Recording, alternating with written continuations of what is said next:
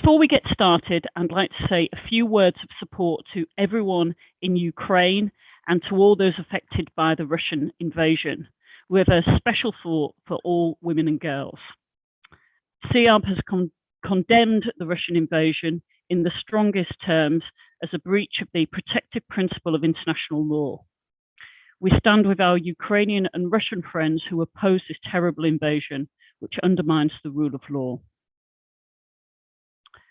I'd like to start today's celebration of International Women's Day with a video which I found extremely moving and inspirational. I hope you enjoy it too.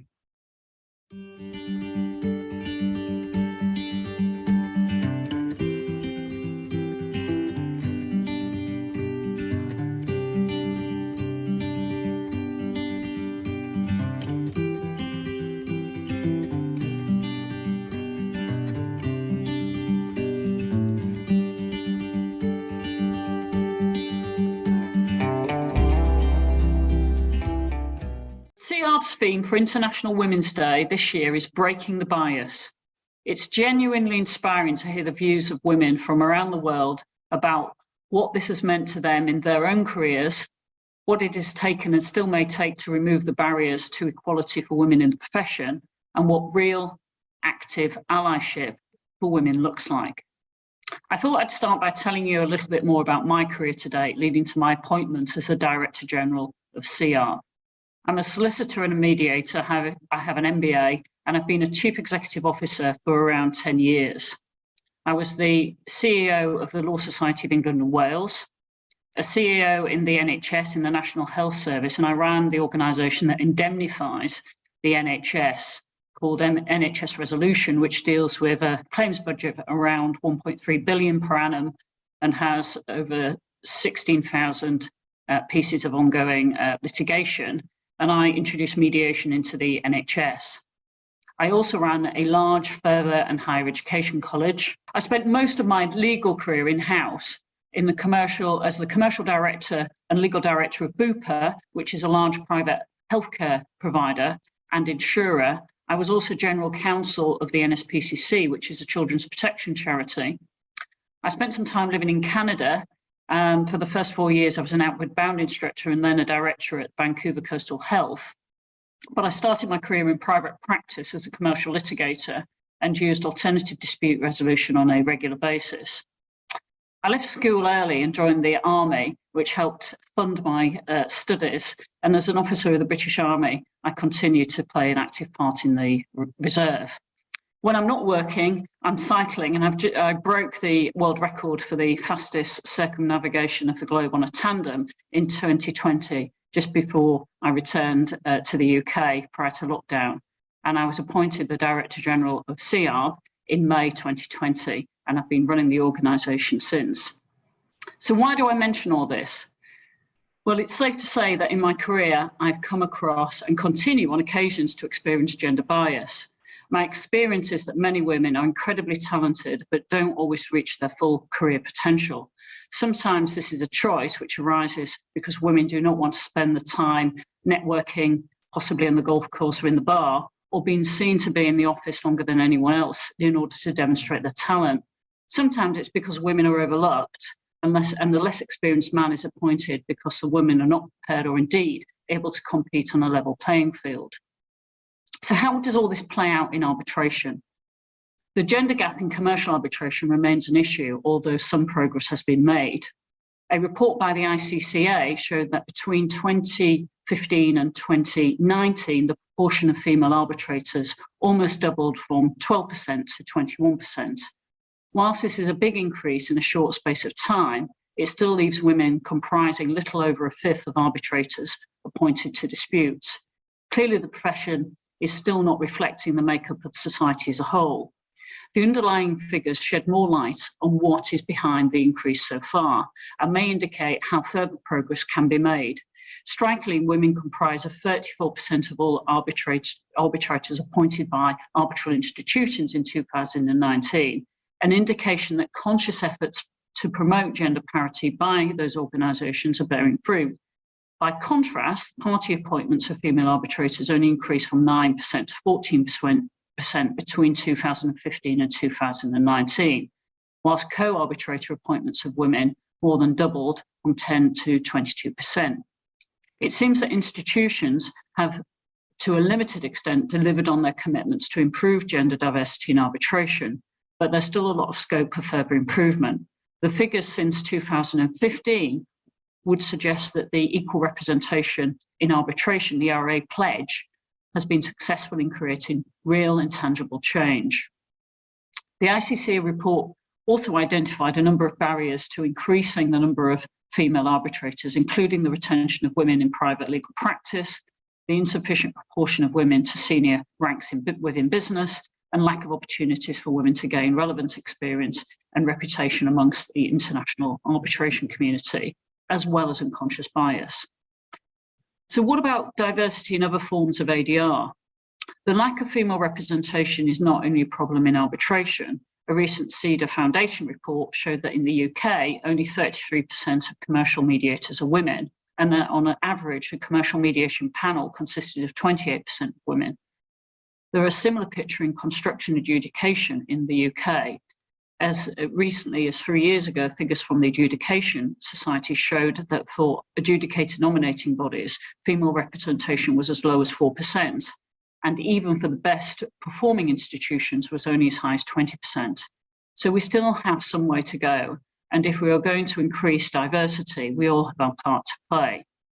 But instead of restating the problem, for me today is about solutions, celebrating how far we've come and the incredible successes that women from around the globe have achieved in breaking the bias, and also to identify some practical, tangible actions that we can take to build on these successes to move closer to real equality. Crucially, I want to emphasise the indispensable role that allyship must play in meeting this challenge, which is why I'm pleased that Ciarb's International Women's Day programme includes engagement from prominent men from across the profession. This conversation has to be about and between men and women. As the other contributors will show today, there is no single answer to the problem of gender inequality, and meaningful solutions generally take account of specific contexts in which they're applied. However, from my perspective, there are some indispensable principles for breaking the bias and creating real structural change. The first is genuine allyship. I can speak from first-hand experience about the difference men can make in delivering gender equality. Today, I want to spend time delving deeper into what that means in practice. How can men go beyond rhetorical support to play a proactive role? Secondly, representation. Gender equality must mean that women are seen. As Director General of Ciarb, I'm proud of the fact that we're committed to gender equality across our events and panels. This is more about than just appearances. It's about making sure women aren't held back from playing a full and equal role.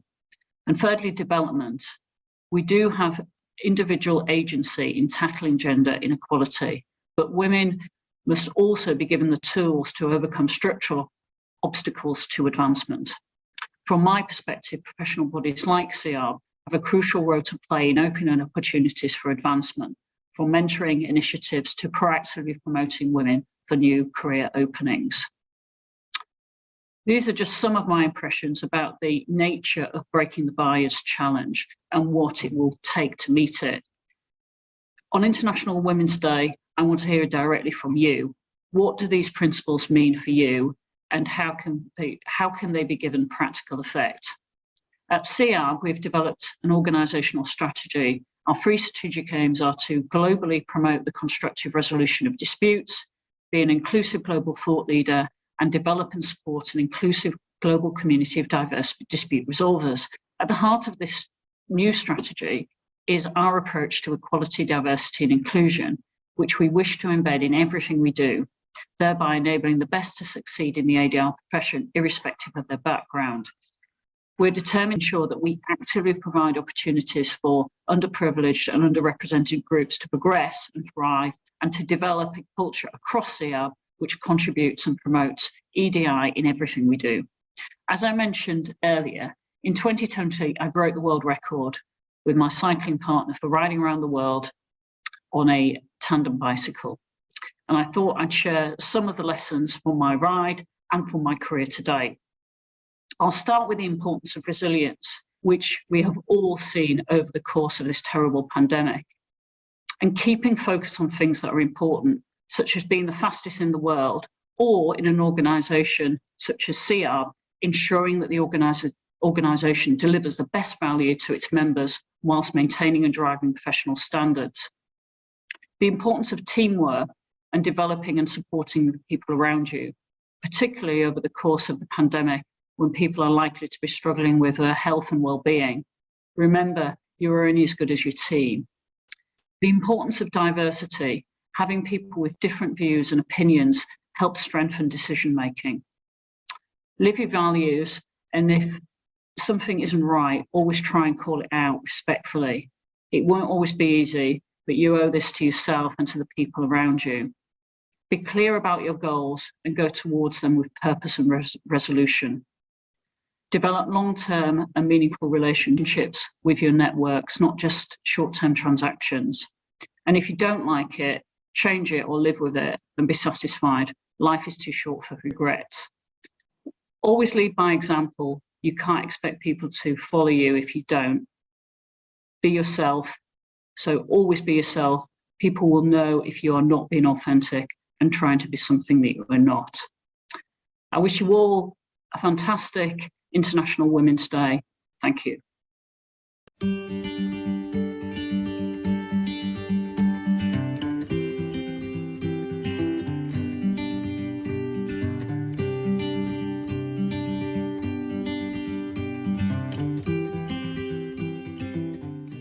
Breaking the bias is a constant struggle.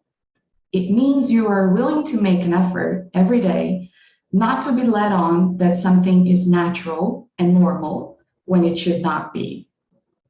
Breaking the bias is knowing that it is not about yourself or about someone close to you. It is not personal and it cannot be. To seek gender equality, racial equality, equality for LGBTQIA+ people is to go against your own instincts for a greater purpose. In order to break negative patterns, to perceive gender stereotyping, implicit bias, or even prejudice, we have to know them in the first place. We have to question the things we do on a daily basis and heighten our awareness of situations that could otherwise go unnoticed. I think from my perspective, breaking bias means you come out of your usual comfort zone and stand out in the area that you feel you can make a difference. And specifically in the arbitration space, I think it's more of, walking the journey of identifying yourself as someone who can have an impact in this space. So for me, I think as a female arbitrator, there's quite a number of biases that you would experience, right from the fact that it's a very, very male-dominated space. And so just coming out of your ordinary space, I'm a lawyer, so stepping out as a lawyer and saying, I would want to come out and step into this space and also see that I can be an arbitrator, that I can have my space and I can have my seat. So it means that to me, yeah. We cannot change what we are not aware of. Gender bias is one of the so-called similarity biases, which means that we prefer what is like us or what is different. And so we create boundaries between who we consider close to us and who we see as different. And then we tend to have a favorable view of those similar to us, but a skeptical or negative view of those who we perceive as different. And not so long ago, the world of ADR was a world where decisions and appointments were made exclusively by men. But the thing is, biases are a reality of how our brain works. I mean, they help us in certain cases and hinder us in others. I mean, they are useful. If there is fire in the room, having biases is something very useful. But biases prove or tend to prove disadvantages when taking more calm decisions. And the way out is being aware. I mean, being aware of assumptions is the only way we can break biases.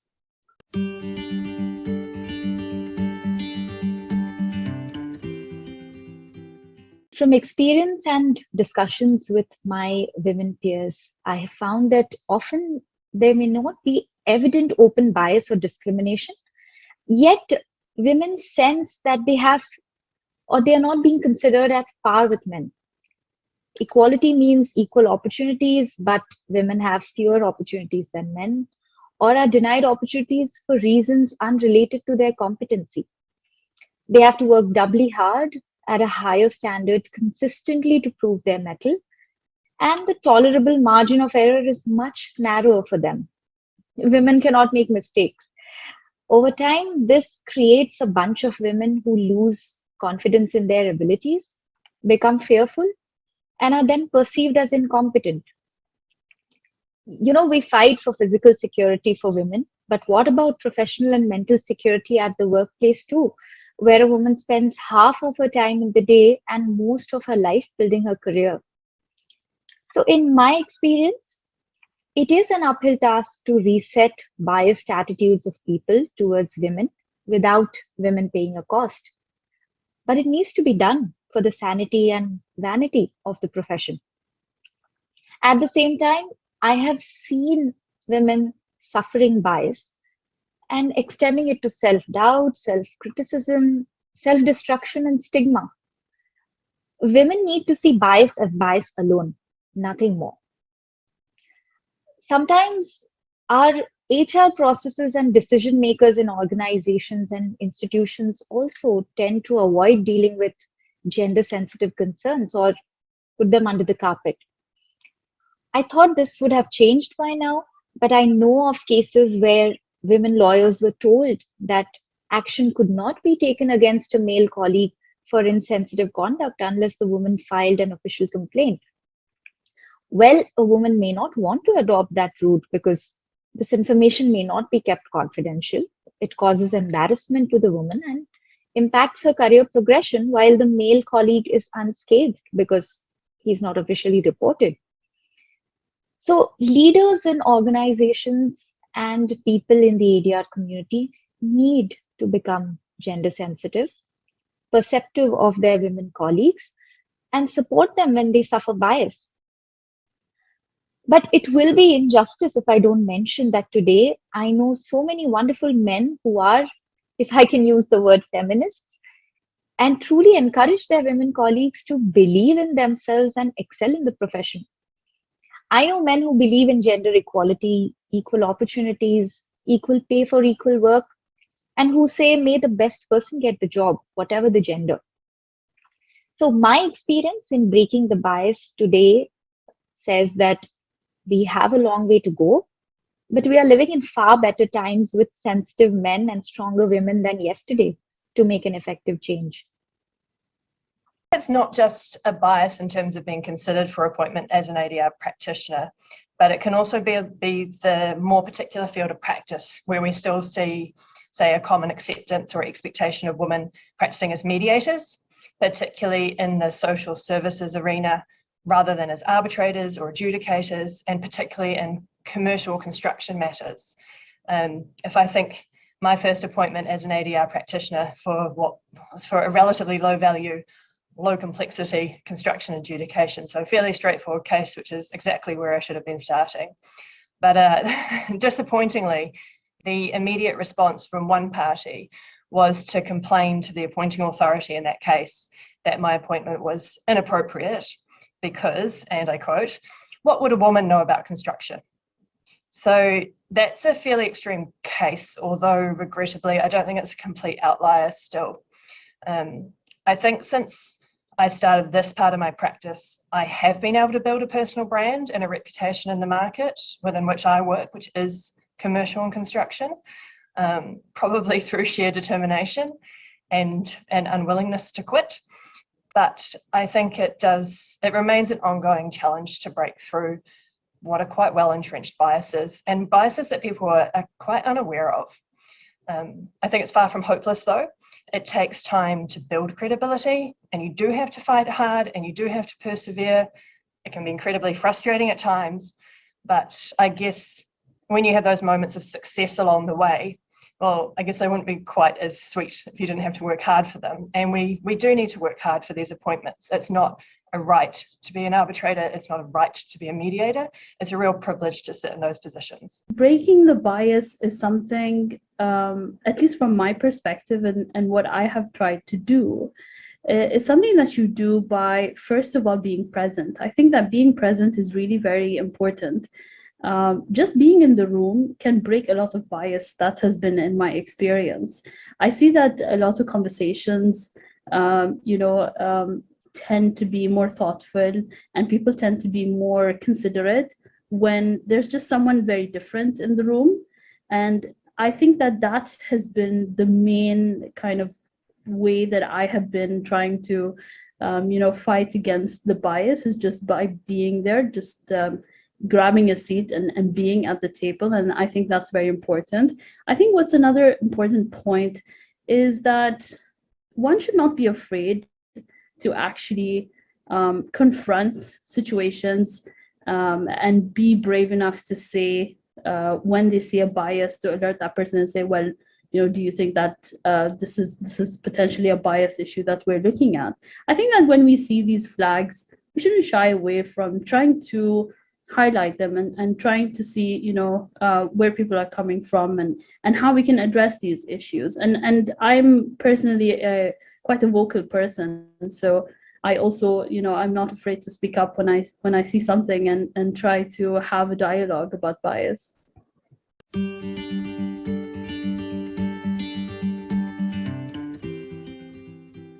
There are many ways to be allies to women in ADR. First of all, community of ADR in itself is quite collegial community. People are helping each other across the globe. When I started arbitration practice, there are few resources within Japan with respect to arbitration. So what I did is, sought assistance or support outside Japan. And there are many out there helped me to get resources, or they got me involved in their cases so that I could have experience of arbitration outside Japan when there are so few arbitration in Japan. So the community of ADR itself is quite collegial. And on top of that, women in ADR community are very, very collegial. They know the challenges to be women in ADR. And we already seen many organizations or initiatives to help to give more opportunities to women to achieve the level, to give the level playing field for female practitioners. So there's a good ground already out there in arbitration community, and particularly female practitioners in ADR, to work together. And in a more concrete context, I would say, first of all, we will, in the arbitration practice, specifically speaking, for example, we will do our best to appoint female arbitrators. And talking about experts, particularly quantum experts, we see, primarily male, quantum experts, but we'll be able to find, younger quantum experts, younger, but female quantum experts. And I'm sure she will do an excellent job. So, in our daily, professional life, we should pause and think whether there are any options available among female community, as an arbitrator or expert or co-counsel.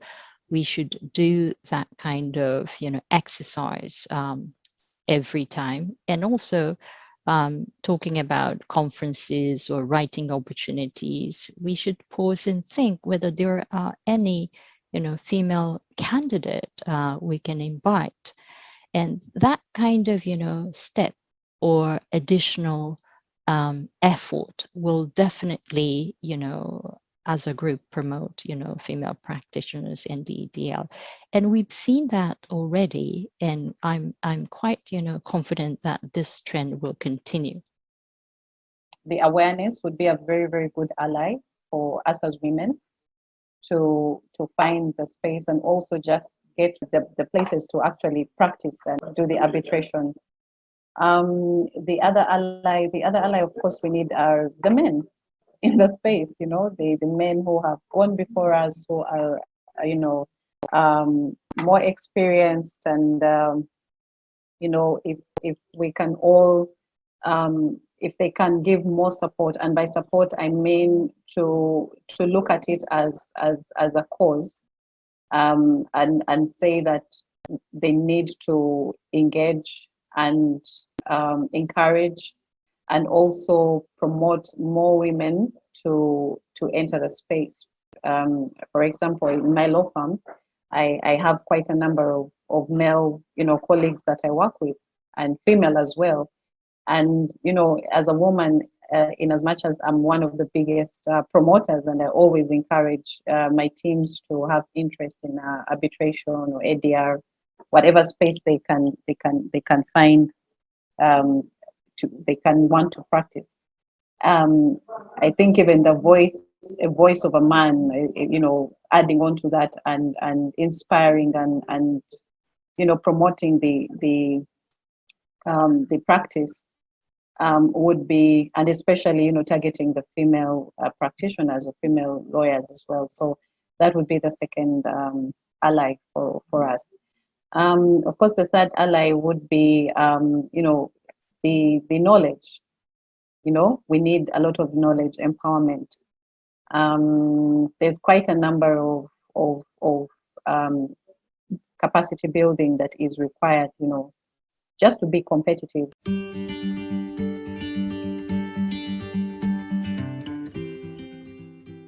I'd like to use the little phrase, which is rather light.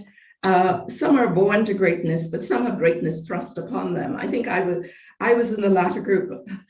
I happened to be a part of our Ciarb branch at the stage in which we wanted to further educate our members. So I was asked to be the director of education for the branch.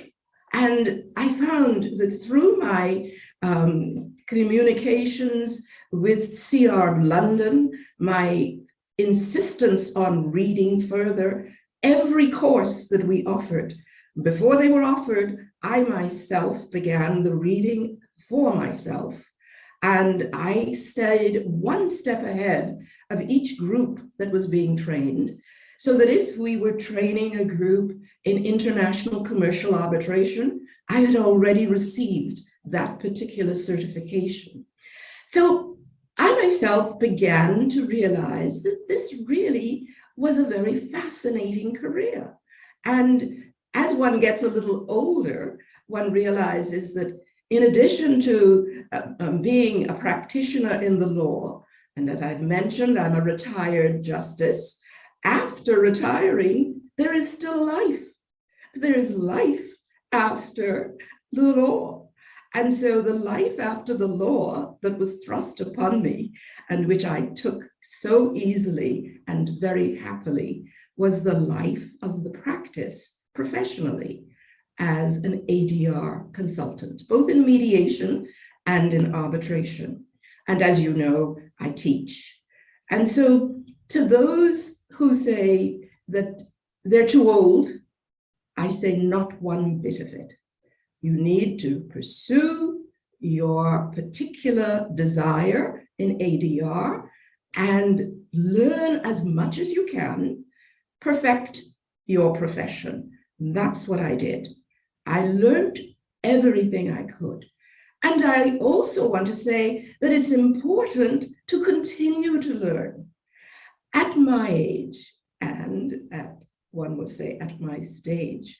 This last year, I joined the virtual class, which participated in international commercial arbitration offered by Ciarb, and Professor Muhammad Wahib led the class.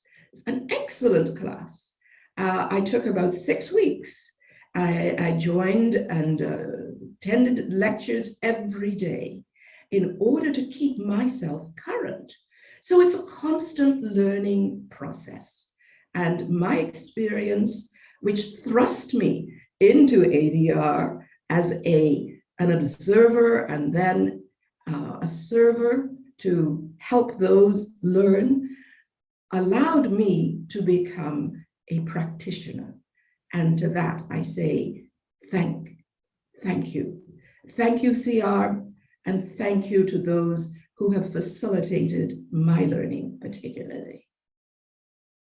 I was mesmerized about the promise that the ADR world poses as an alternative to litigation. For instance, that arbitrators are expected to really dedicate themselves to fewer cases over the usual overwhelming number of decisions a judge has to render. It all felt very modern, very futuristic, prioritizing party autonomy over getting unpredictable results from a higher power, much more distant and imperative. This active participation from the parties, which can build a procedure that is more suited to their needs, it changes your perspective as a lawyer and as a law student. It feels like you can make a greater impact when the work you put into your allegations, your oral presentations will actually be heard and not just get lost in the middle of a pile of papers.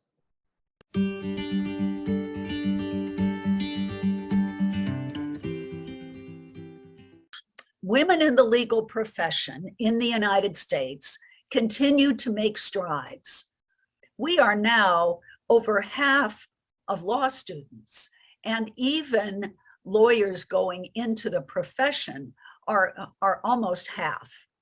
The problem is, as you pass through the profession, the number of women seems to wither. So women of color also have lagged behind professionally. Women now do not have to put up with the barriers that we faced upon entry, and I'm glad of that.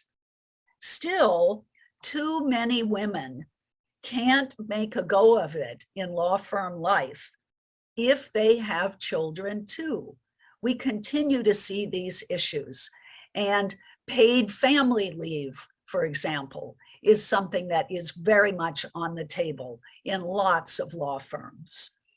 So the structure as it presently exists is still too rigid. And I think that women flee law practice and choose ADR, as I did, for the same reasons of flexibility that I had when I made that choice. So ADR is a field where you have more control over your life. And for all of us as wives and mothers, in addition to being working lawyers, that's really important. I think the future is bright. I think that, I'm optimistic, to be honest. When I was just entering this field, there were a few pioneers in terms of, female practitioners who went into ADR, and I've always looked up to them, and they were really genuinely inspiring to me. And I think that as I've been practicing in this profession, I see more and more women coming in, and I see more and more young, brilliant, enthusiastic, hardworking, female arbitrators and female practitioners just entering into the field, not just in Bahrain, but also the Middle East as well. And I'm really excited every time I see these people and colleagues and practitioners. I'm so excited about it, and I think that the future is really quite bright. Only recently, in 2019, did arbitration and mediation become a part of the official curriculum of law schools in Brazil. Adding to that, Brazil has also significantly expanded its participation at the Vismut competition in the past few years. Furthermore, we have noticed a drastic increase in the number of courses and professional trainings offered to students and young lawyers. It has been one of the main goals of the CAMS-CBC, as well as of its Commission of Young Arbitration Practitioners, which is called New Generation CAMS-CBC, or NewGen, to promote and to offer these types of job and academic trainings. Considering those three facts, I am optimistic that more women getting to law school and having more exposure to arbitration and mediation will lead to more women being introduced to this market. And I believe that our generation must create opportunities for them to thrive and to avoid a leaking pipeline of talents.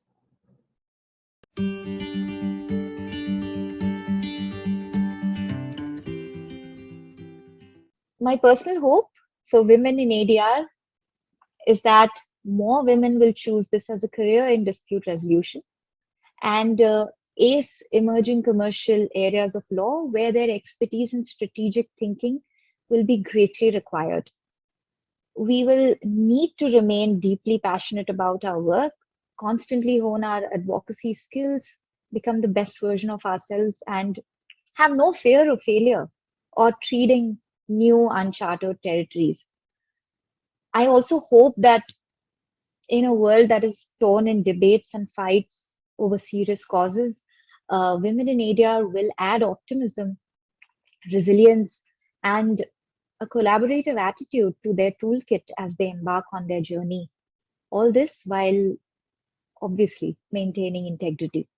My wish for the future of ADR is that we all together, institution and practitioners, succeed in making arbitration, mediation, and the other dispute resolution mechanisms as efficient as they can be. My personal hope for the future of women in ADR is that the presence of women becomes so common and valued in these arenas that there is no longer the need for events and articles talking about the issue. I truly do believe that ADR across the board will continue to grow in prominence.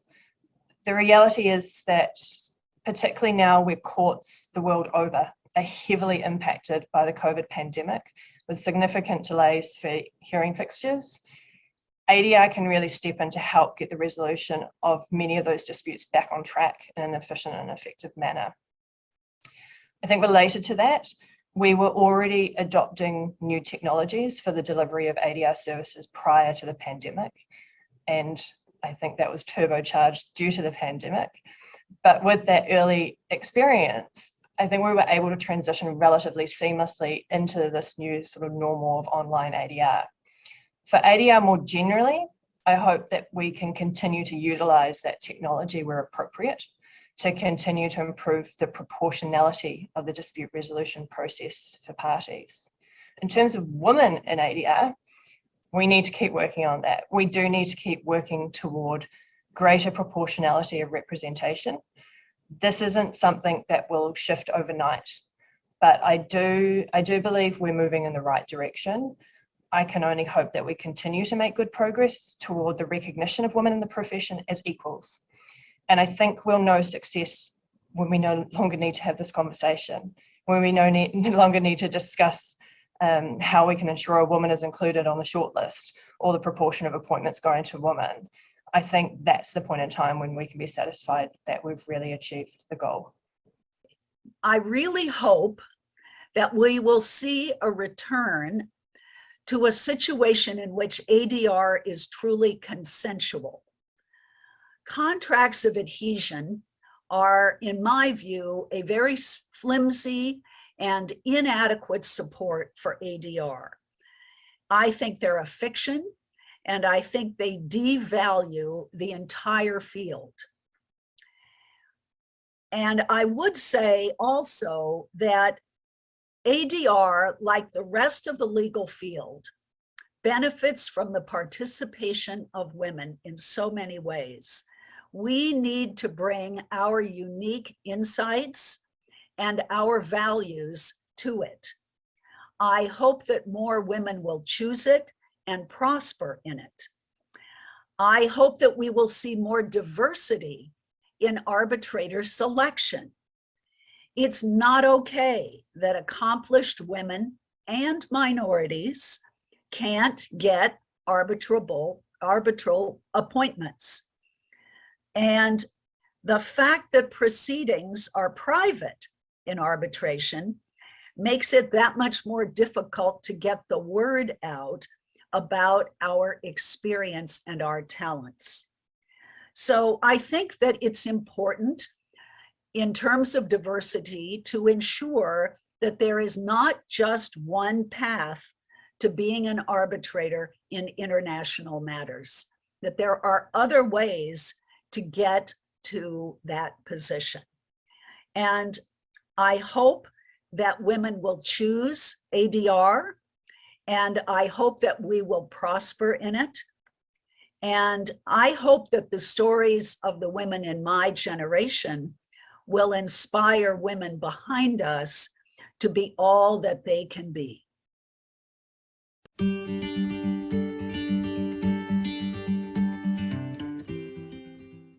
Hello, I'm Jane Gunn, and I'm the current president of FCIArb, and it's such an honour to be part of this video with the amazing women that you've seen so far, including our Director General, Catherine Dixon.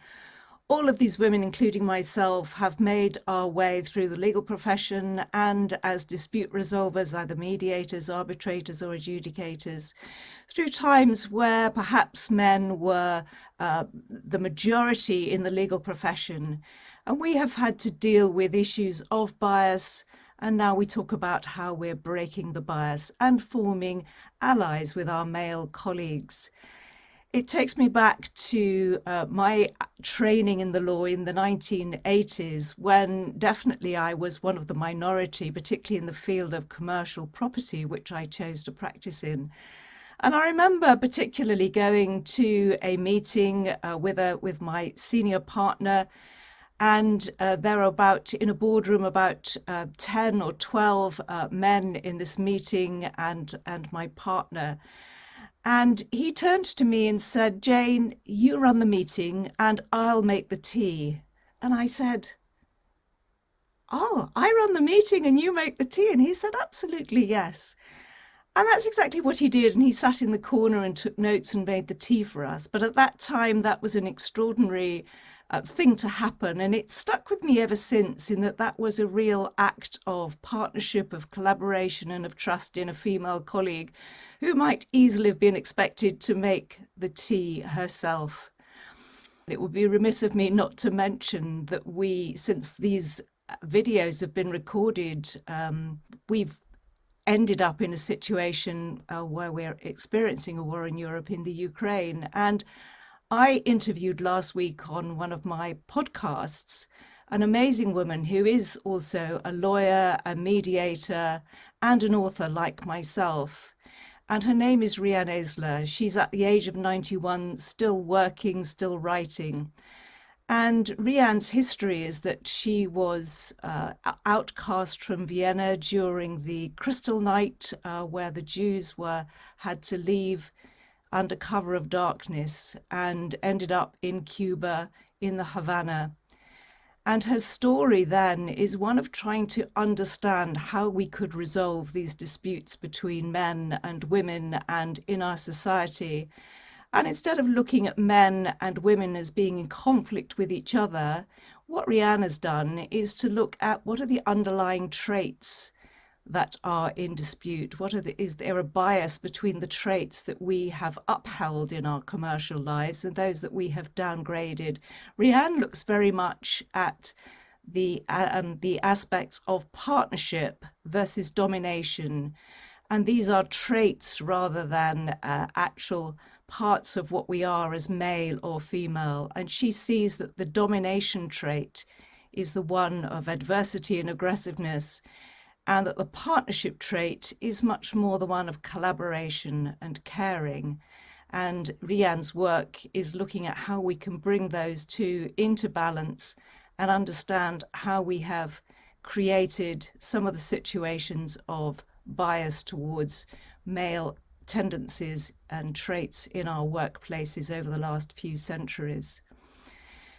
What is the essence of mediation and dispute resolution? What can I, as a mediator, how can I help people to understand these essential skills and build them into their lives and to their workplaces? I became known during lockdown as the Barefoot Mediator.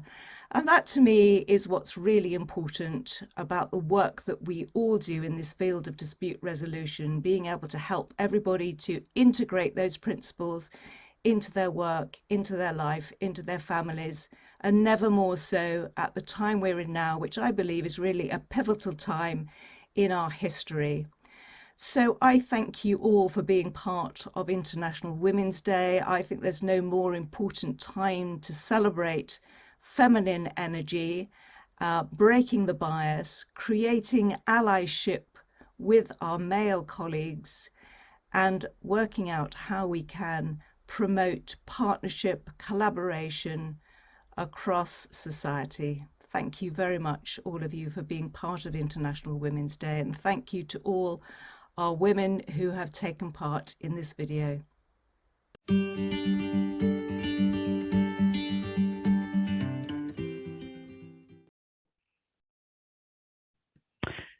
Thanks to all the women in the video and to everyone who has experienced and challenged bias in whichever context.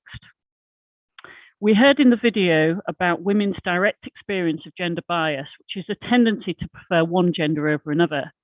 Gender bias is unconscious bias or implicit bias, which occurs when one individual unconsciously attributes certain stereotypes to another person or group of people. Today, gender bias is used to refer to preferential treatment of men, specifically white heterosexual men. It is often labelled as sexism and describes the prejudice against women solely because of their sex. As we've seen from the video, it takes numerous forms, including performance support bias, where more resources or opportunities are given to one gender over another. Performance review bias, where someone of one gender is reviewed differently from another, even when the evaluation is purely merit-based. Performance reward bias, when one gender is rewarded differently from another. Rewards can be in form of promotions, pay rises, or merit-based rewards. These biases have contributed to the creation of glass ceiling, a metaphor for the intangible hierarchical impediments that prevent minorities and women from achieving elevated professional success. Examples of this were highlighted in a recent snapshot of gender inequality report published by the United Nations Foundation, and I thought I'd share a few stats with you from that report. Nearly 40% of countries have laws constraining women's decisions to join and remain in the workforce. 70% of the world's health and social workers are women. They are paid 11% less than their male counterparts. 98 countries are not legally required to provide equal pay for work of equal value. 18 countries require women to have their husband's permission to work outside the home.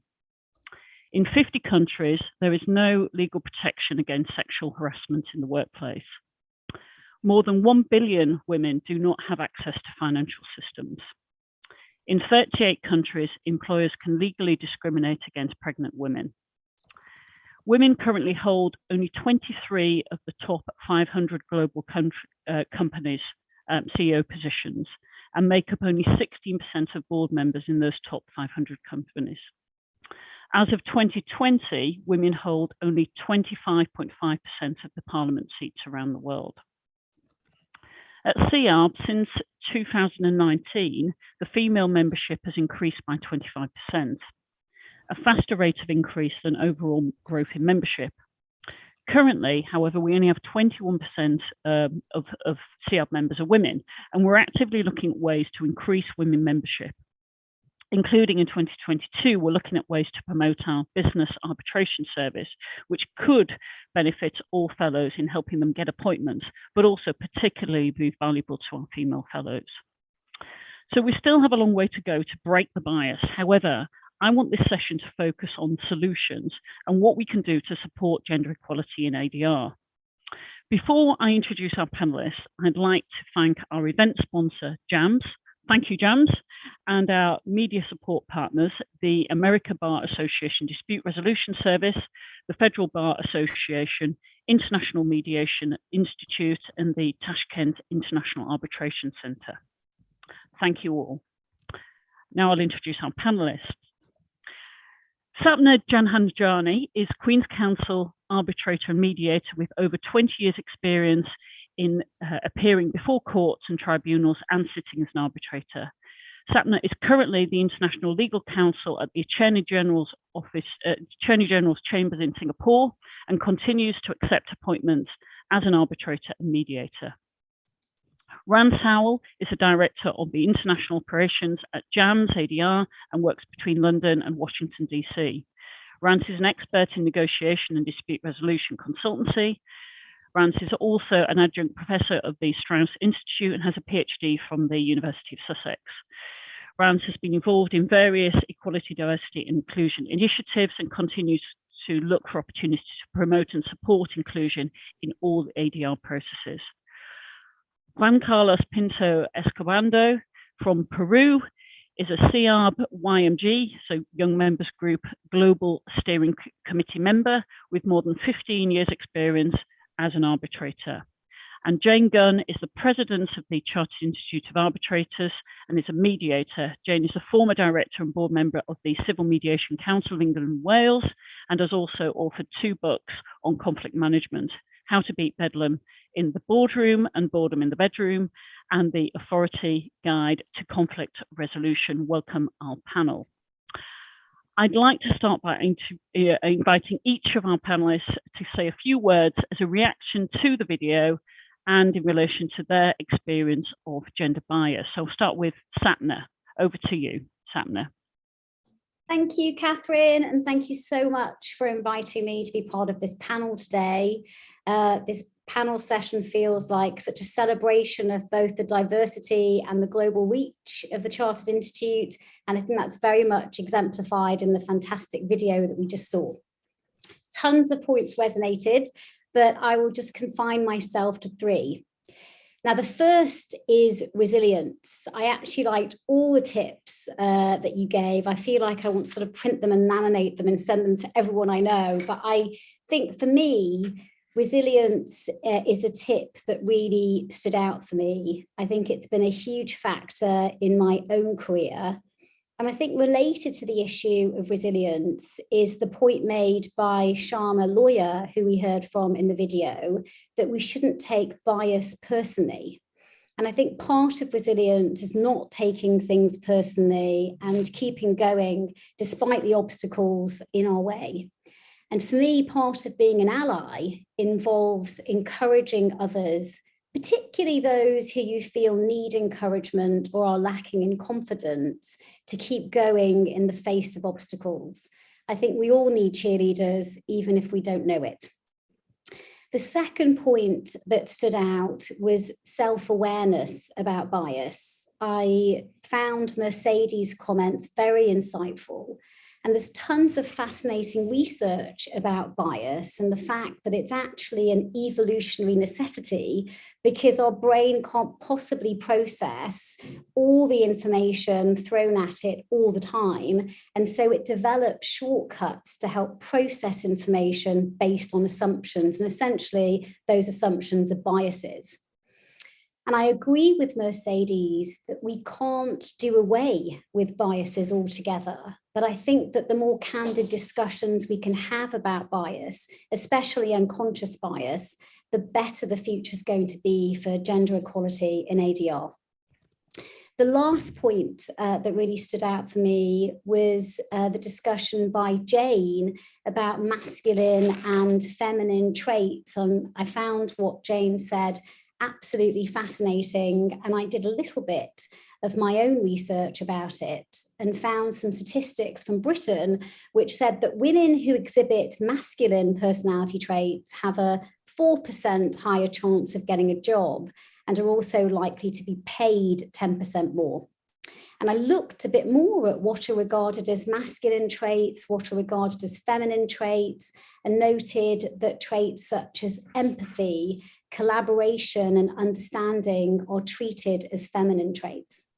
I couldn't agree more with Jane that these are traits that we need more of in the world today to tackle some of the very existential challenges that we face and the many conflicts that we come across.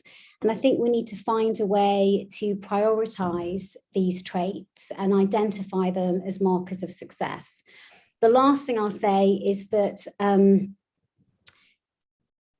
there's a lot of research about high EQ being an important quality of successful leadership. And I think it would be great to broaden that so that we start saying that certain feminine traits, which could be possessed by men or women, are important for leadership. And no doubt there are masculine traits too. But I think we need to start to increase the dialogue we have about what we assume are masculine and feminine traits and move beyond the labels and exalt the cross-gender traits identified by Jane that are really going to make a difference to the future of this world.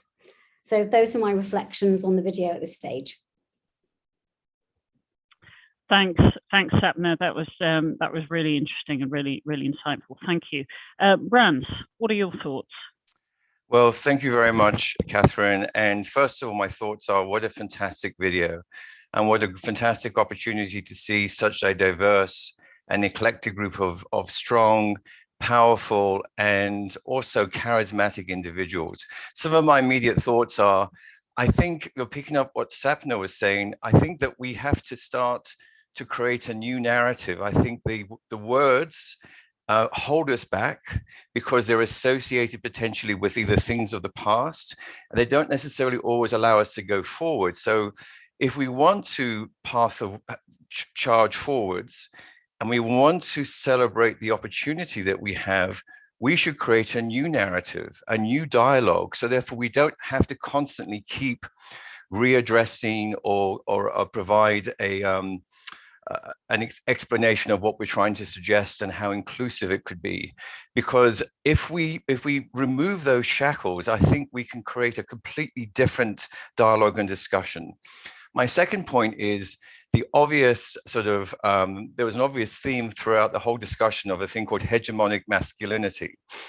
Now, hegemonic masculinity can be between what are male traits versus what are female traits, but also not all men are created equal. And within the male, within us males, there are, of course, those that are seen as being more male than others. And so the question is, when we're talking about allyship and we're talking about affinity, there are many individuals, and I think there are many men out there who are performing the role of being what it is to be a man, but without really necessarily being comfortable. So again, have that dialogue and have that discussion and say, what is it that we're looking for? And are you really doing something that you mean to do, or are you just performing a role? My third point is about, and it came throughout, mental security, and also about resilience, having confidence, and also microaggressions. The microaggressions, these are things that you can't necessarily see, you can't necessarily pick up, but we are as sensing and as alive individuals, and we absorb information from lots of different ways that we can sense those, and they're registered. And what they do is, over a time, they build a barrier, and they cause you to not necessarily want to be part of a certain discussions. And so one of the participants on the video talked about having confidence and speaking out loud. Well, if you don't have the forum, you don't have the ability to speak out loud, and if people don't hear you, then you're not necessarily willing to do that. So I think it's about having a supportive environment around you. And in closing, I'd like to just acknowledge the wonderful women that have played such an important part in my career. And I think it's with having strong and diverse women, such as the women that I have been exposed to at CEDA, Eileen Carroll, Suzanne Schuler, Felicity Stedman, Tracy Fox, at JAMS, Kim Taylor, Liz Carter, and of course, Gina Miller, my fantastic colleague, Nikki Borowski, Renee Spurzel, and Joanne St. Louis, and of course, last but not least, the Chartered Institute, my good friend and fellow former CEDA individual, Isabel Phillips, and last but not least, Catherine, for your fantastic leadership and the ability to actually take a pathway forward and actually to say, not only there is a problem and recognize we need to do something, but actually putting action and actually bringing people together. With JAMS are very, very pleased and privileged to be working with the Chartered Institute, and we have in a number of different events over the last couple of months. But the most important thing is this conversation can't stay here. There are about 1,000 people listening to this conversation, and they have to talk to people, and they have to talk to other people. So there needs to be a cascading and ripple effect. That's what incite change, and that's what creates a movement. Thank you very much. Thanks, Ranse. I mean, fantastic comments, and thank you so much for your thank you.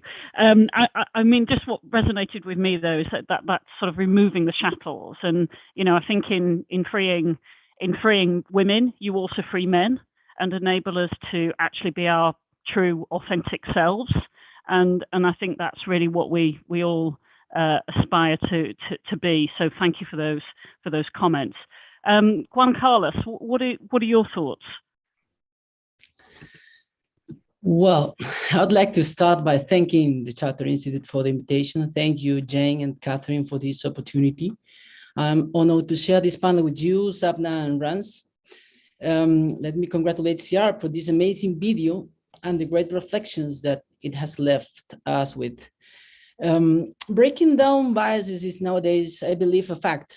All experiences and opinions on the current context agree that significant progress has been made over the time, but they also agree that it's not enough and there's still much work to be done. So nevertheless, it remains a desire to be sustainable and extendable to all areas, fields, and aspects of life. Having listened to the experience and opinions of these successful women, I have no doubt that we all have been feeling inspired by the example they set. And this is a very important aspect that I want you to remember, because it's the seed for generations of female students and young professionals who will want and desire to enter to the arbitration field and ADR. So just because all of you were able and are able to inspire them, I believe it. So along this, I would like us not to forget what Mercedes Tarrazon and Luíza Kömel pointed out about the need to increase our awareness of situations that might otherwise go unnoticed, because it is a sure way to start breaking down biases that may still be held. Being aware of this, I heard Yoshimi Ohara and Asmahaney, Saad, and also Jane Gunn successfully pointed out that acts of partnership, of collaboration and trust are needed. And no one could agree more. Being empathetic and helpful is a beautiful thing to say, but remember it at times when it's needed. It's the point we must always keep in mind. Without the creation of opportunities, which is in the hands of those of us who are in the best position to provide them, there will be no way to promote the participation of more women in arbitration. So let me congratulate you again for this fantastic opening. This video, I'm sure, will inspire many men and women around the globe. Thanks, Carlos. I mean, I think highlighting the sort of inspirational women and those role models and the importance of allyship is really, really key. So that, I think we'll get into the discussion around partnership and what it means to be a true ally, but thank you for highlighting that. Jane, what are your thoughts? Thank you, Catherine. I was inspired by the video, but all the women come from very different perspectives. They've got very different experiences, and yes, a lot of resilience and strength, but all their stories are different. I go back to my beginning as a mediator, and it was fellow colleague Liz Rivers, and she'd put a letter in the Association of Women Solicitors newsletter, and it said, "Call for women mediators," and commercial mediators, there's not enough women. And she did list, here are some of the traits that we think that would be really beneficial for in the mediation profession if more women would come forward. So it was definitely focusing on traits. And one of the things I know from my work is that what influences us is not necessarily the difference between men and women, but where have we been programmed by our culture and our conditioning. And if I look back, I'm now a mother of 2 daughters and a grandmother of 3 granddaughters. And I'm very interested to see how we change in terms of our culture and conditioning over that period of time that I'm able to look back and forward over. So my mother never drove. She didn't have a job after she had children. My mother-in-law also was prohibited at one stage from having driving lessons, and that's, you know, within you know, the generation of women I have known. And then looking at, you know, what are our traits and what are our skills. So thinking about us not as putting us in boxes of men and women, but thinking about us as individuals. What are our skills? What are our traits? Where do those come from? Do we know ourselves? I'm very fond of talking about the difference between doing and being, and do we know who we are and what we bring to mediation rather than what we're doing? And making that distinction, I think, can be very important when we start to put ourselves forward as professional women and being very clear about what we're actually offering as a service to the profession. Thanks, Jane. I mean, I think, you know, highlighting the, you know, that sort of conditioning that we all have, you know, probably from birth around role expectation and those different traits that, you know, we attribute to each other, you know, is kind of the essence of really this discussion, isn't it? And how do we recognize that? How do we break some of that down? And how do we make a more sort of inclusive society? So thank you for those comments. I'd like now to move to some questions. I'm going to start with Sapna, if I may. We talked a little bit in the video about the Equal Representation Pledge, and I'd be really interested to hear from you about how we can increase the proportion of women who are appointed as arbitrators, either using that pledge or indeed otherwise. What are your thoughts?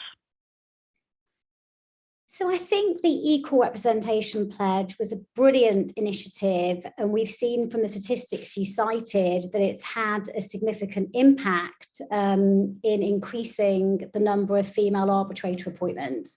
But I think we all also recognise that there's still a lot more progress to be made. And I think that the bottleneck, actually, if we look at the data, is that the pledge requires those who sign the pledge to put women on their lists, their short lists of arbitrators. But I think the bottleneck is getting the female arbitrators, transferring them from the list to the actual appointments, because of course, from shortlists, only one candidate is going to be selected. So I think there are a few things that we can do. And I think institutions have been absolutely critical in increasing the number of female arbitrator appointments. I think that what we need to do next is to engage more with the industry users of arbitration, because they're the ones who are looking at the shortlist given to them by their external lawyers and saying, we want this person, we want that person. And of course, if we have a smaller pool of female arbitrators and we're trying to grow that pool, the female arbitrator on the list may not have as much experience as the male arbitrator. And I think we've got to have some industry users just be really quite clear about diversity being a priority for them and having that translate into perhaps taking, for want of a better word, more risks with appointments. But of course, you could have female arbitrators who would be highly qualified. But if we don't start taking minute risks, we're always going to be having the same names again and again. I think another thing that we can do is encourage male co-arbitrators. I think this may also go for co-mediators, to be allies in recommending female arbitrators for appointments. I remember Lucy Greenwood once commented many years ago that a male arbitrator said that a female arbitrator was as rare as a unicorn.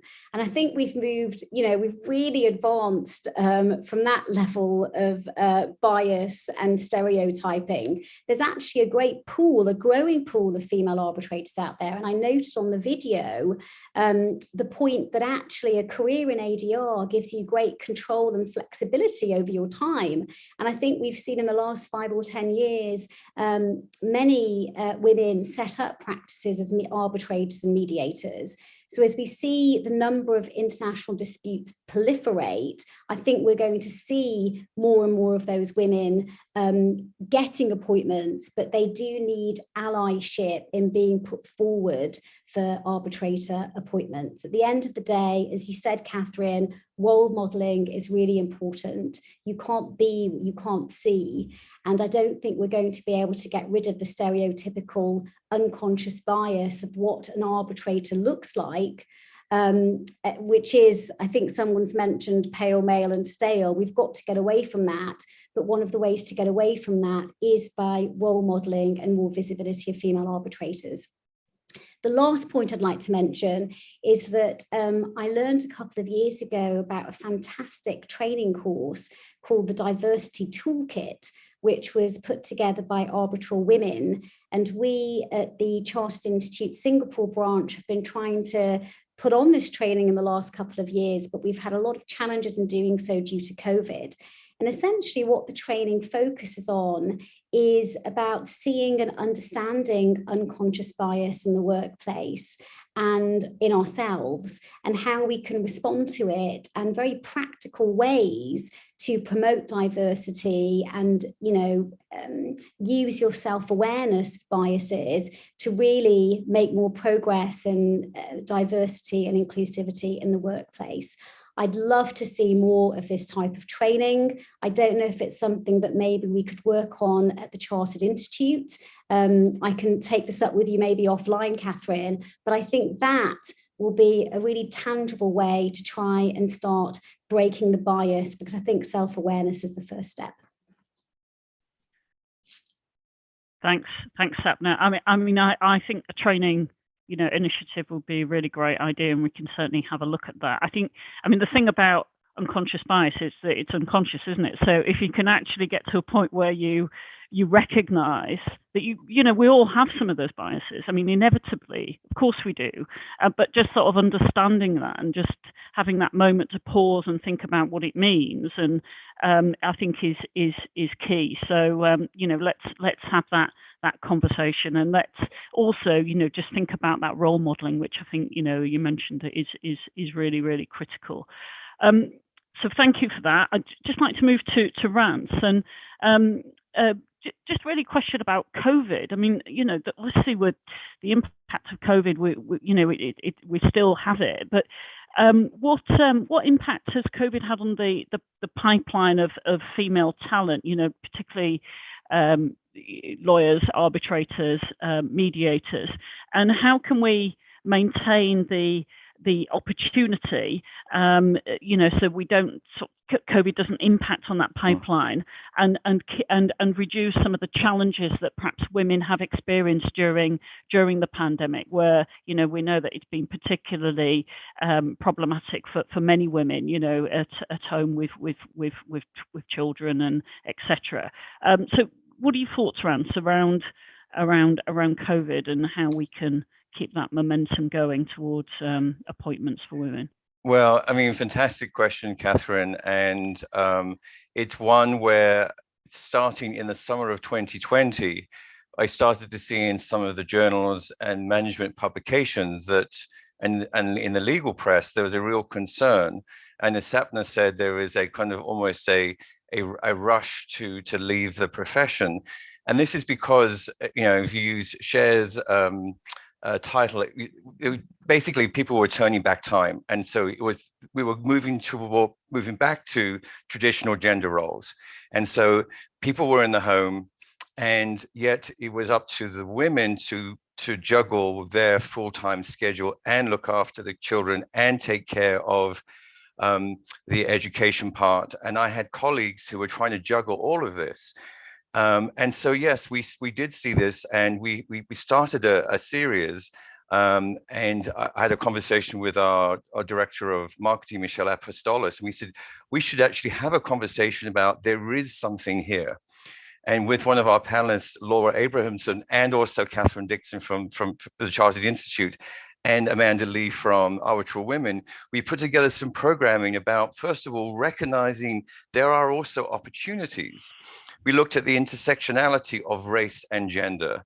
And actually, COVID could be the one thing that actually provides some propulsion, and also can potentially present individuals who wouldn't be available, wouldn't be visible, and wouldn't be accessible.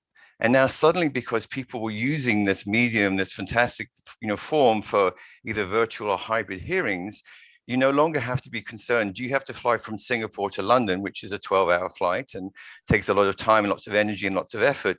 But now you can juggle your schedule and you can have a flexible schedule. And so it is possible. And then we talked about the role of artificial intelligence and diversity and how that was going to potentially provide an opportunity. But of course, as you know from the research, there is, believe it or not, bias in coding, because generally the people who write the code are what? They're generally men. And there's been a traditional barrier for people in the STEM professions, science, technology, engineering, and math, which is increasing, but still those who are in the senior positions are still very few. So I think that we should recognize we have an opportunity. And whilst JAMS is seen as a thought leader, we're also thought partners with some of the major institutions. And I think that we have the opportunity now to say, here is a chance for all of us to say that women can be arbitrators, can have a flexible schedule, and can be seen around the globe, and we should use that opportunity. However, we shouldn't necessarily just wait for things to happen. We should say, and what are the next steps? And part of, there'll be a discussion at the California International Arbitration Week next week. There's a program on some of the next steps. I know that Catherine and JAMS and Chartered Institute and Arbitral Women are talking about next steps, and there are initiatives we're talking about. It has to move from thought to action. We have to have measurable success, and we have to hold people accountable. And that's the only way that we can make meaningful change. But COVID was a dramatic shock, but it also provided a dramatic opportunity.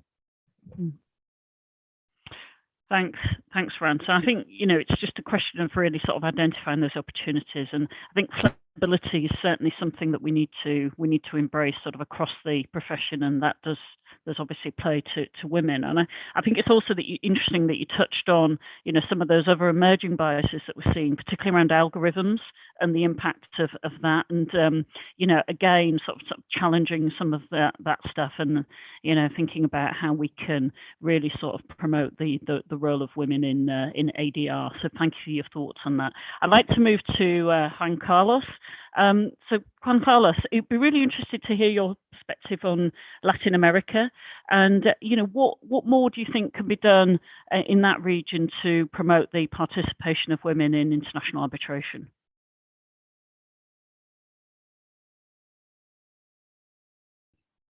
Oh, thank you for the question, Catherine. Well, I think it's appropriate to include the geographical issue in the analysis, because although the world is moving towards the goal of breaking down biases and achieving gender equality, this challenge has different characteristics in different parts of the world where it's taking place.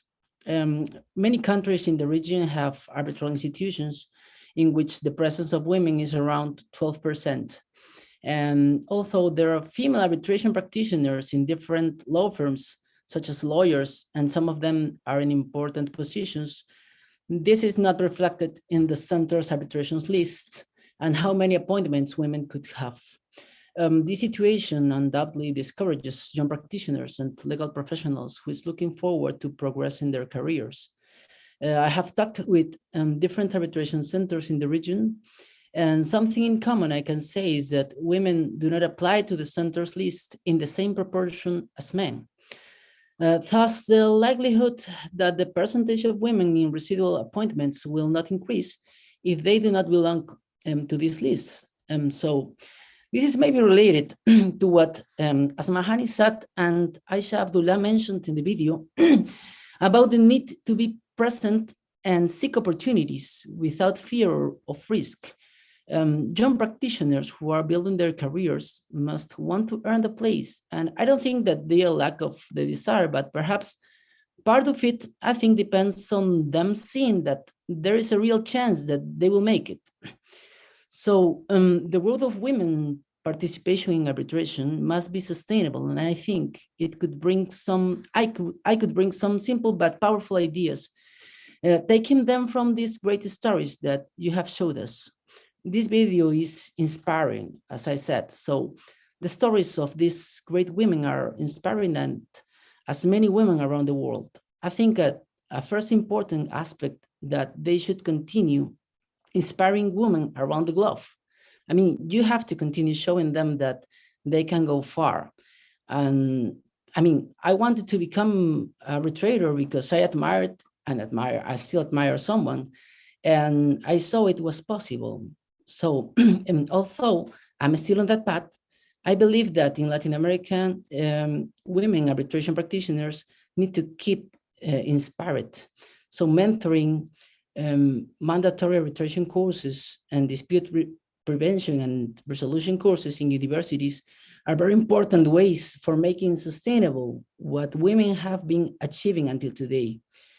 Well, and of course, I may ask, the Ciarb approach to Latin America would certainly inspire thousands of young women who are perhaps waiting for examples like you, like Jane, and like Sapne, and many successful women to feel that they can do it.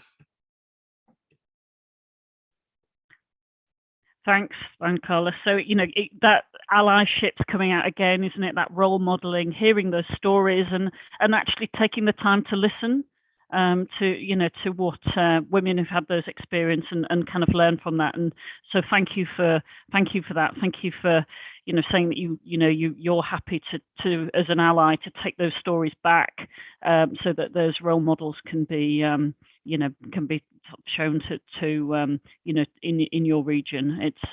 It's really sort of inspiring to hear you do that. Just moving to Jane.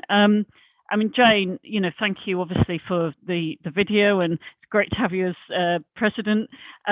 What strategies have you used to overcome this sort of potential for bias? Thank you, Catherine. I want to reflect back on what Sapna said about self-awareness, because I think this is just such a huge thing for all of us, men or women. And there's a wonderful book that's inspired me, and the message from it forms part of my training course that I offer now, which is called Bringing Peace into the Room. And there's a chapter in there which is about the 3 levels of mediator development, but it can be arbitrators or any other profession. And the first level is you learn the skills, so you've got a mediation training course. The second level is you begin to practice those skills in context, so you get more experience. But the third level is a growing level of self-awareness. What difference do I myself make, for good or not, in coming into the room as a mediator, as an arbitrator, as an adjudicator? And it's that self-awareness that makes the difference. And again, I come back to sort of, what are your skills? What are your talents? What are your gifts? Are we putting those forward? I'm in a position as president of FCIArb to be appointing some mediators and arbitrators and adjudicators. And so I get to look at a lot of CVs, and what stands out to me is not your job title, the number of letters you've got after your name or how many exams you've got. Those are relevant, but they're not the things that stand out. What we're looking for are, what do you bring? What are your skills? What are your gifts? What are your talents? So one of the things I'd love to see is a restructuring of CVs. Can we restructure our CVs? So I don't want to know where you went to school. I want to know, who are you? What skills, what talents, what experience, what knowledge do you bring to this job, to this appointment? And yes, of course, it's relevant to know that you're fully qualified, but that comes you know, that's a given really. That should be at the bottom. I want to know who you are as a person. And I think that would be one of the ways that for men and women, coming back to this partnership thing, we could begin to form a different way of looking at who we are and what we bring to the job of dispute resolution.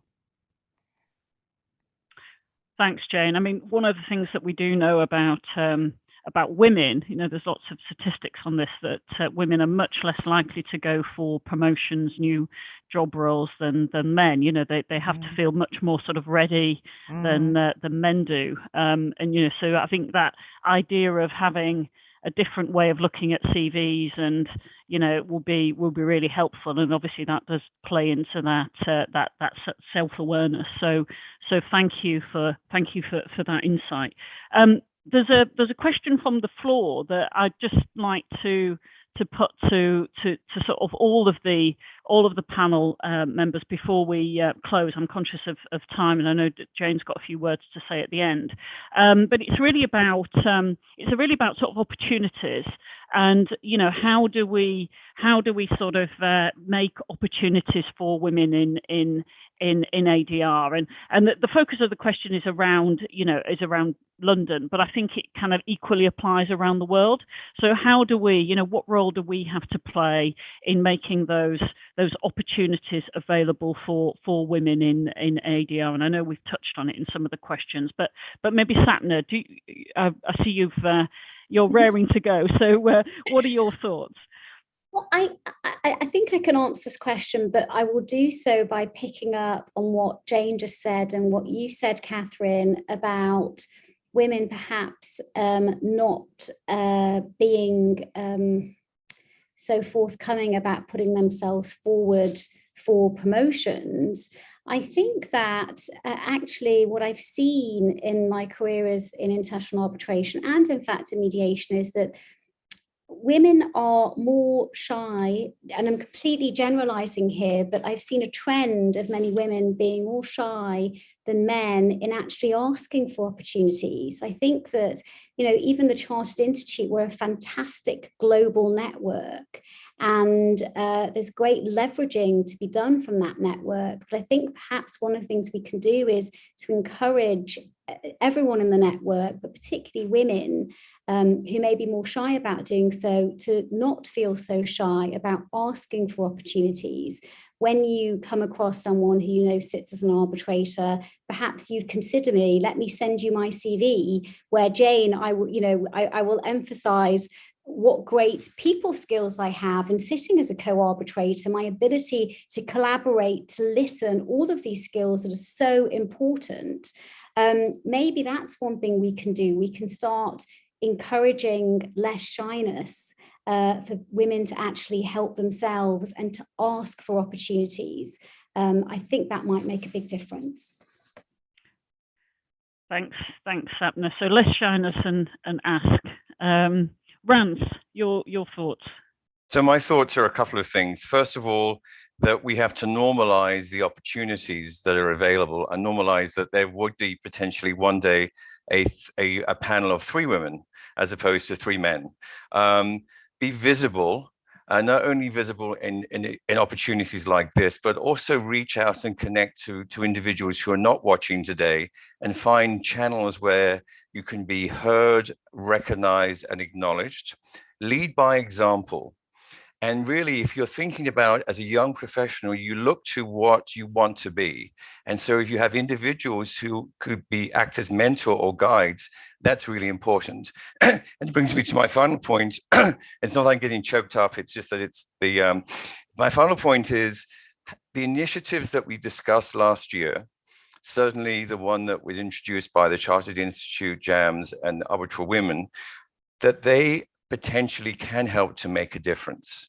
The shadowing, providing opportunities, and also opportunities in law firms and things like that, where you have institutions coming together, providing opportunities, seeing where there's a pathway for success and see where there's a pipeline. That's where we can make a difference.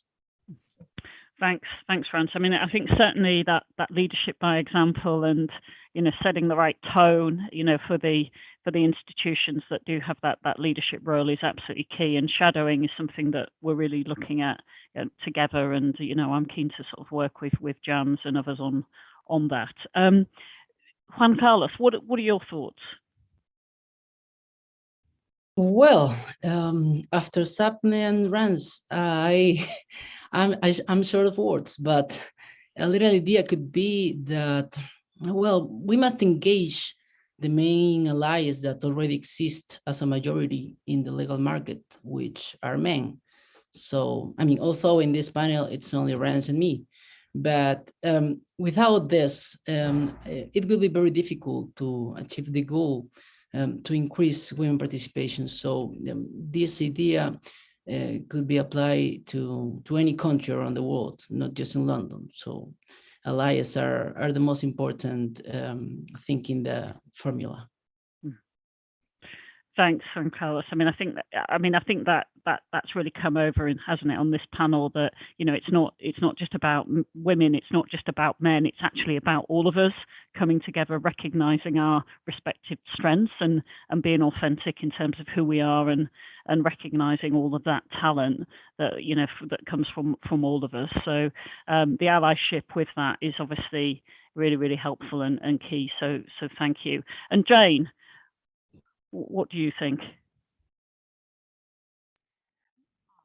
I think focusing on mentoring and coaching is just one of the greatest ways to inspire. And it's often a reverse process. If you are a coach or a mentor, which I am, you gain as much from coaching or mentoring someone as you do as they do. So that's a great form of partnership. And it doesn't have to be women mentoring women. Again, we can learn from each other. We can build on what each other knows. So I think, building some mentoring, coaching, partnerships, and as you say, enabling people to shadow is absolutely the way forward. And we should all be looking, whatever our age and seniority, to be having mentors and coaches. I certainly have many. Thank you, Jane. Yes, mentoring, I think, and coaching and supporting everyone to succeed and be the best selves, I think is really sort of an inspirational thought. I'm just conscious of time, and I'm going to bring things to a close, and I'm just like to invite Jane, as our president of Ciarb, to say a few closing words. But before I do, I just really want to take this opportunity to thank all the women who participated on the video, and to thank our panelists today. I've been really inspired, and I think it's been a really interesting and great discussion. I've really, really enjoyed it. And happy International Women's Day, everyone, and thank you. Jane, a few closing thoughts from you. Thank you, and thanks from me to, again, all the women on the video and to all the panelists. It's been a remarkable experience to be sharing with you. My thoughts, my vision for my year as president has been very much one of partnership, and I'd just like to close by saying that we are an organization that is full of visionaries and thought leaders, and my strapline, if you like, for this year has been let's piece it together, in that we can take our message as dispute resolvers out into the wider society, which so needs our skills and our talents at the moment. But also, it's like a jigsaw puzzle. Let us piece the pieces together. Let us continue to build this puzzle outwards, and so that we can take this message of dispute resolution and how we bring our unique skills and talents, whether as men or as women, to the field of dispute resolution and into the wider society. So I'd like to thank all of you who've been on this call, who've been joining us today. Please do connect with all of us and with the Chartered Institute, and let's see how we can piece it together.